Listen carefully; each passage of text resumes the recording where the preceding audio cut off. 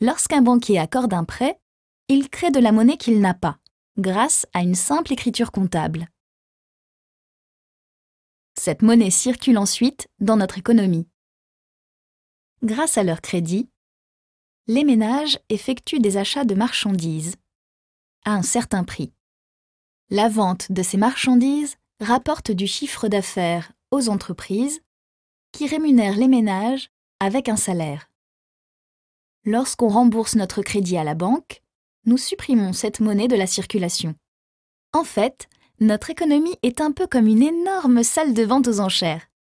Lorsque le nombre des crédits est multiplié par 2, tout le monde a 2 fois plus de monnaie pour faire monter les enchères, ce qui, au bout d'un certain temps, fait naturellement augmenter le prix des marchandises par 2. L'augmentation de la quantité de monnaie en circulation crée donc ce que l'on appelle l'inflation. Si les salaires n'augmentent pas aussi vite que ces prix, les ménages ne pourront plus acheter autant de marchandises. Ils vont moins consommer, et c'est le chiffre d'affaires de l'ensemble des entreprises qui va être touché. Trop d'inflation peut donc nuire à l'activité économique. Si, au contraire, il n'y a pas assez de monnaie en circulation, elle devient rare. Tout le monde a 2 fois moins de monnaie. Les prix doivent alors se réajuster et diminuent.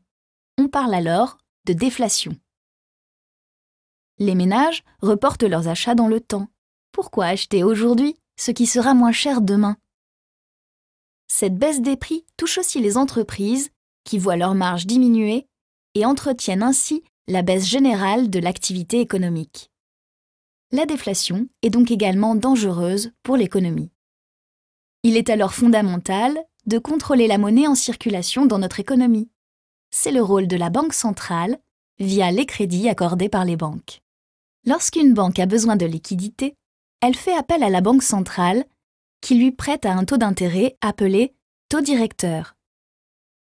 Ce taux se répercute directement sur les taux d'intérêt des crédits. Plus les taux d'intérêt sont faibles, plus la demande de crédit est importante.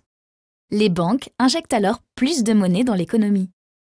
À l'inverse, plus ils sont élevés, plus la demande de crédit est faible. Les banques injectent alors moins de monnaie dans l'économie.